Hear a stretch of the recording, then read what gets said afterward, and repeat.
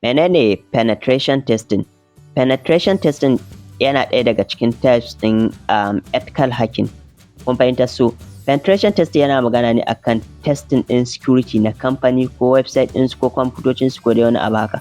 Bambancin penetration testing da ethical hacking shine shi penetration testing yayi focusing ne akan abu ƙwara ɗaya. Kamar company za su iya cewa na ɗauke ka ina son kawai ka rinƙa min testing ɗin security na website ɗina haka. So baka da umarnin testing ɗin security na network ɗinsu. Kun fahimta? Shine bambancin su da ethical haka.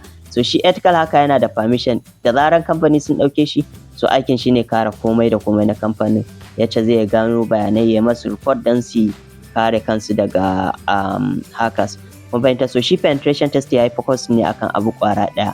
Kun fahimta? Zuwa biyu haka. So suna hacking ne kamar penetration testers suna hacking ne kamar yace kowa yake yin hacking. So amma yace ethical hackers suke yin hacking. So amma su sun yi focus ne akan abu ƙwara ɗaya. Kun fahimta? Kamar network, kamar kwamfutoci ko dai wani abu haka. Su kuma ethical hackers generally sun haɗa da irin hacking ɗin ma'aikatan kamfanin, hacking ɗin website ɗin su, network, komai da komai. Kun fahimta? Hada hacking ɗin penetration testers ɗin. Kun fahimta? Yace za su bi su yi hacking ɗin su ko dai wani abu ko 'yan cybersecurity ɗin kamfanin ko dai wani abu. Kun fahimta? So gaba ɗaya ana magana ne akan dai protecting information, wato kare bayanai haka dai da sauransu. Okay, so Allah ya taimaka.